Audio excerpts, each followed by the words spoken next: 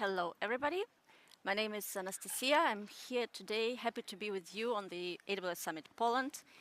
And we are going to be talking today about the journeys. The journeys we make, the journeys our customers make. And the modernization is quite a journey. It is a task so big, so immense and daunting, especially when you're a bank or financial services organization, especially when you are operating in a very regulated environment, especially when you are in the market for 20 plus years and you have your special way of working, your unique way of working in the bank and operating. What I would like you to see this story brought to life by our customer, and I'm super happy to have here today Alexei with us. Hi, everyone. Thank you. I'm so excited to be here today. I'm Alexei Zayats from PrivatBank, Ukraine. I'm head of IT architecture and cloud governance in PrivatBank. My key responsibility are govern, control, design, and standardize our cloud IT landscapes. I'm leading a very incredible team of people who deliver a lot of changes and making our cloud more efficient, stable, and secured every day for our internal employees and for our customers as well. And Alexei, who are your customers? Please put us into perspective here. We are serving more than half of Ukrainian population, and we are the largest Ukrainian retail and SME bank. We have a wide branch office network all over the country, more than 1,000 branch offices where we provide to our customers classical banking services. Also, we have wide network of banking equipment like ATMs, more than 10,000, quarter of a million POS terminals and self-service terminals, where our customers can get services remotely and get access to innovative products. Also, we are famous by our mobile and web banking Private24, we call it. 15 years ago, this application looks like to check only balances and initiate some card-to-card transactions. Now, this is a very powerful application where our customers can get all necessary functions like managing loans, deposits, accounts, cards, and also we provide beyond banking services like railway tickets, fees, and utility payments. Well, I actually did pay my utility payments with Privat24 just yesterday, but it sounds like you are very important to Ukraine and you are a very complex organization. How do you manage this complexity? We are quite a unique bank. We are not classical bank. We are more software house with a banking license. Almost 90% of our IT systems developed internally by our employees, and we have 1,600 of IT guys. Half of them are responsible for development, so we are creating our system by own forces, and it is our blessing and curse in the same time, because we can immediately react on clients' demand, and we not rely on any third parties in this, but for modernization and improving our organizational structure, we cannot use only blind consultancy, so we need unique projects to modernize and transform our organization. And before 2024, you were running all of this on-prem, right? Exactly. Before 2024, we have quite large infrastructure on Ukrainian territory, 2 data centers with networks between branches and banking equipments, other infrastructure. But to mitigate war risks in the beginning of 2022, we migrated all our systems to AWS cloud. It was our famous cloud migration. Within 45 days, we migrate all important and critical systems to protect our customers from potential war damage risks of infrastructure on the Ukrainian territory. And to do that, you faced a certain number of challenges, right? Exactly. After migration, we start our getting under control our cloud infrastructure. First of all, we identify all resources which we migrated. Then we allocate special people who take ownership over these resources from different perspectives. Also, we optimize a lot due to right-sizing recommendations. We reduce cost for our cloud at least 4 times since May 2024 till August 2024. And also we start using cloud-native solutions, tools and consoles to obtain more benefits, built-in benefits from AWS cloud. And the next issue is, which we faced in was that we have only small team of cloud gurus before the migration, and we have to spread our knowledge and educate our people to be more efficient and cloud friendly.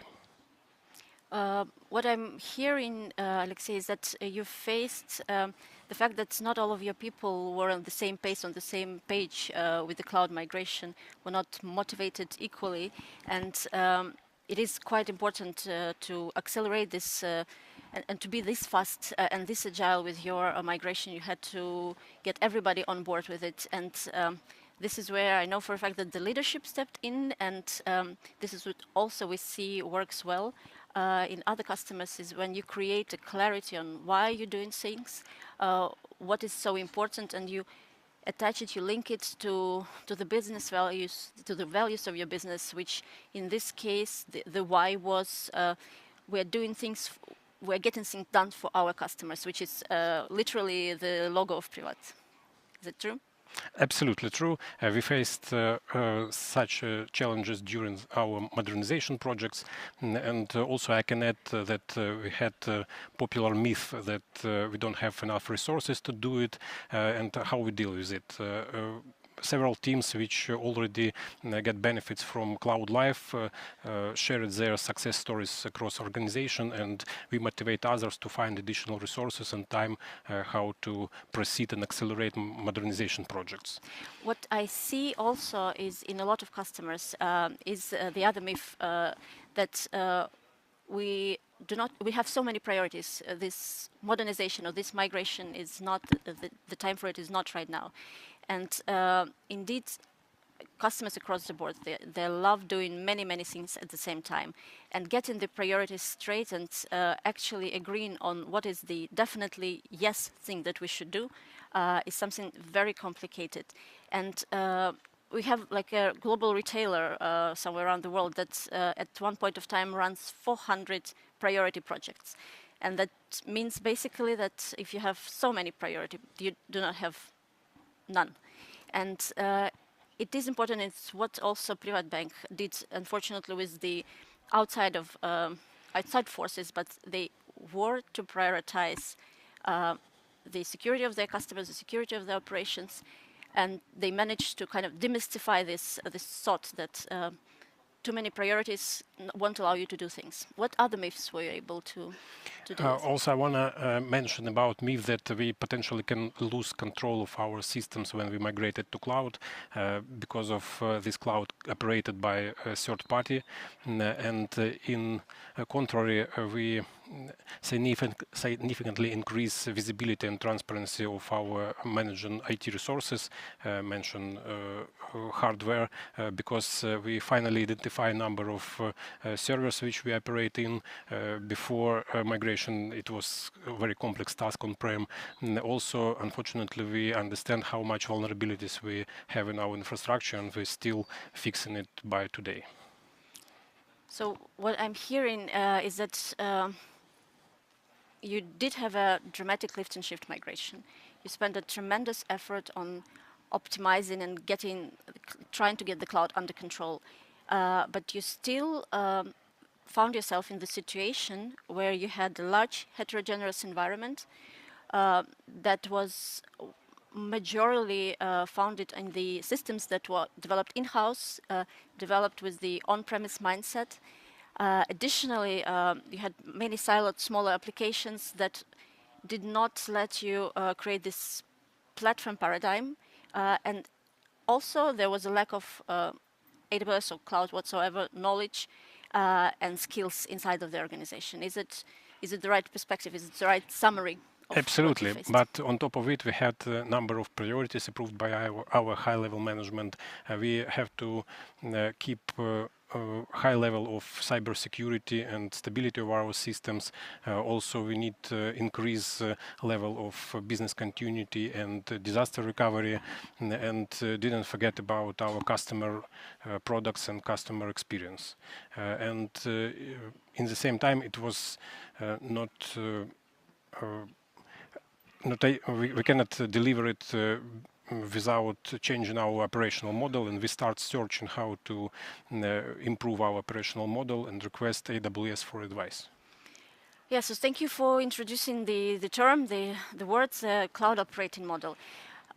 What we see in the cloud operating model and how AWS understands the cloud operating model is the organization, the model of running the organization that is a collection of capabilities that allow your organization to build, mature, optimize the organization inside and to manage the one or several cloud environments that you run. Additionally, this ability to mature your capabilities inside of organization is something that is critically important when you want to align your IT and business side. But just implementing the recommendations, as Alexei mentioned, from the third-party vendor is not something that you should do. You should definitely take a time and define and analyze your current capabilities. And we see constantly that the customers who avoid this step in their cloud journeys, they face the projects that are being stalled, the projects that are being deprioritized. And while you work on this ensuring and understanding your cloud capabilities or your internal organizational capabilities and how they are mapped with the people and the roles inside of your organization, it allows you to also understand how you should adopt your priorities, your perspectives with the business ones, your IT priorities with the business ones. And additionally, what we see is a clear prerequisite to any type of cloud operating model change is strong buy-in from leadership. As we've already talked, taking the pace, being fast and agile means that the whole organization needs to be on the same page. And without the executive sponsorship, any type of transformation, be it cloud model, cloud operating model transformation or overall cloud transformation, will not fly because it is a disruption. It is something that is not status quo.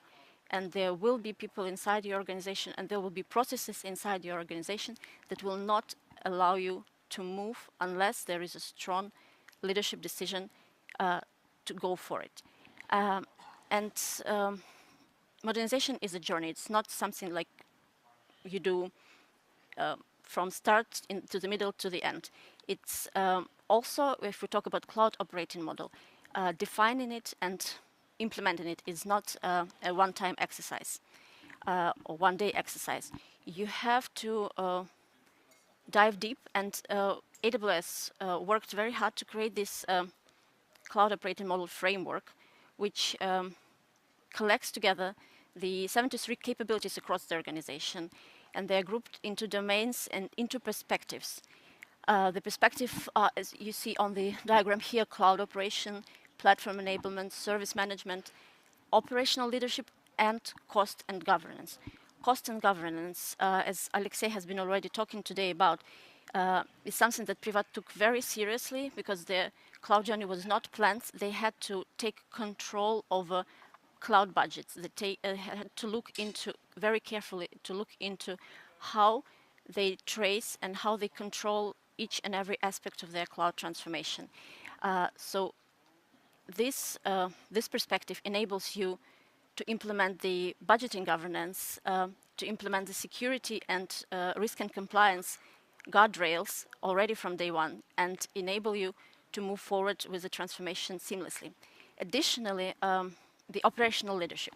It is something very important that I've also touched upon, getting the people inside of the organization, the leaders who will understand and drive forward this adoption of the cloud, that will make sure that your cloud projects are prioritized and make sure that everything works smoothly. And Alexei mentioned the application owners, the role of the application owners that you have created.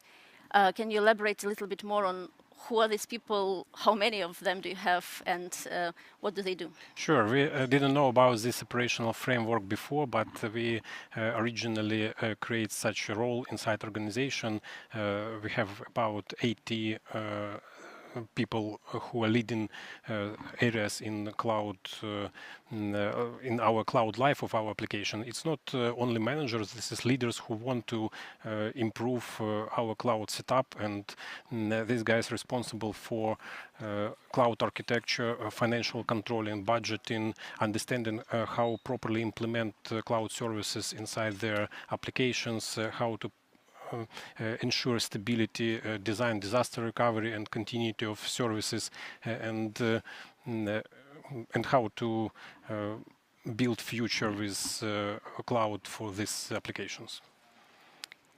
So defining the cloud model is something that you've started doing a bit later, and also you had to just move straight into this scaling stage. And scaling operating model is something that PrivatBank took very seriously. They started working with the AWS professional services, and therefore they have started with a very clear and important task: is the automated management of AWS accounts creation.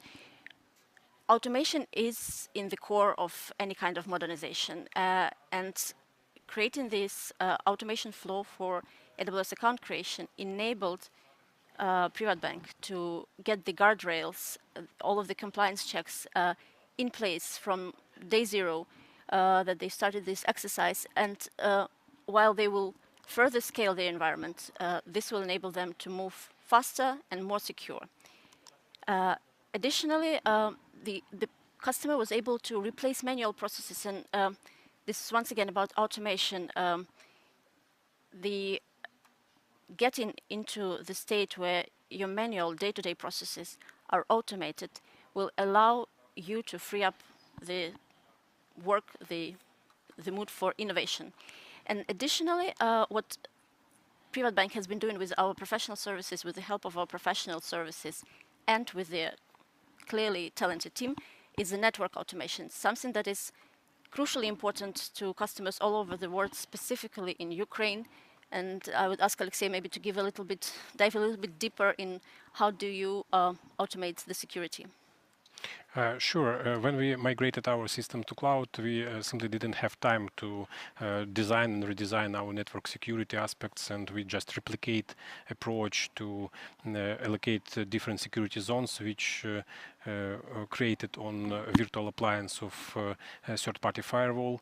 But during stabilization phase, we start working deeply with AWS and found additional benefits how to protect and increase cybersecurity of our network in cloud. First of all, we start using micro-segmentation techniques based on access list and VPC and security groups, which we fully implemented in our production environment, not only for subnets. We are also working with very small range of ports and hosts to increase security of our network.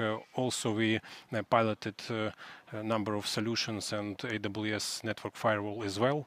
But the most beneficial service which we are using in network security for us, this is a web application firewall and Shield Advance, which help us to protect from very huge loaded DDoS attacks, especially in such difficult times. Yeah, this is indeed something that we are proud of to support not only PrivatBank but other customers in Ukraine with the services against DDoS attacks. But let's return back a little bit to your journey. So you've started working with professional services, you've enabled your team, and now you've managed to get into the stage where you can look forward and start looking forward into the next step of a modernization, which is getting to the creation of your platform as a product. I will start with the most important one, and we'll probably go over all of them all together. So we've already talked about automation. Developers in the next stage, when you implement the platform as a product paradigm, will be able to do even less manual tasks, less day-to-day managing of the infrastructure, and will be freed, finally, hopefully, to create applications faster, more securely, and with better quality. So you will inline increase the operational efficiency. Operational efficiency is one of the KPIs that is mentioned across the board by all of the financial services organization as one of the most important joined by the cost-saving initiatives. And of course, accelerating time to market. We've already talked that for PrivatBank, the big why is getting products, getting things delivered to their customers, and getting them to use the financial services in Ukraine like nowhere else. By leveraging the next stage of the modernization, I hope you will be in place to innovate faster, innovate more. And we've talked about this cloud transformation model, the modernization. As a user of PrivatBank, I feel that we need to talk also about the innovations that you have been able to do through this process of cloud migration. Can you, Alexei, give us a sight of what were you able to achieve with this amazing journey? Sure. Our cloud journey enables some innovative projects which were not able to deliver by us before. These projects related to AI services, I can mention a few of them, which we delivered in previous 18 months. The first one, this is AI chatbot, which we built based on our internal knowledge base to help quickly onboard our new employees and accelerate advisory process to our customers. The second one I can mention about increasing security level of transaction of our customers by reducing, by summarizing and classifying fraud requests and claims, which allow us to reduce number of increase number of processed requests and reduce by 15 minutes time to one request processing. And the third one I can mention about improving our sanction detection handling, which help us to increase false positive detection level from 35% till 90% in for different requests. This is very impressive results, and I'm looking forward to many more projects that you will be able to deliver for your customers and many more joint projects that we will have with PrivatBank. So we have talked today about journeys. The modernization journey that PrivatBank is doing is unique in its way. You have been able to overcome lots of challenges, lots of difficulties. From your experience, what would be the one advice that you would give to our audience today who are just thinking about cloud transformation, cloud migrations, any type of modernizations that they are facing in their daily lives?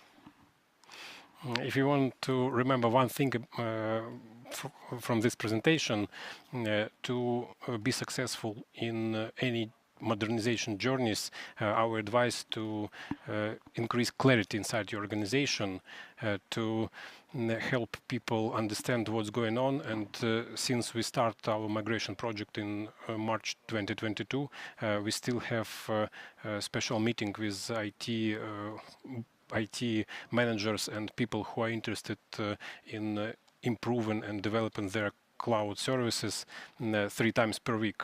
So even executive level of IT taking participation in this meeting, and it helps us to keep our people informed, inspired, involved. And this is really something inspiring. And I thank you so much for taking the eventful journey to here from Dnipro to Lviv to Katowice. It is not an easy one, and I want to give a special thanks to Alexei for taking the time and making this journey. I want to thank everybody here for your attention, and please give us feedback. It is highly appreciated, and I hope you enjoy the rest of the day at the AWS Summit Poland. Dziękujemy. Thank you so much.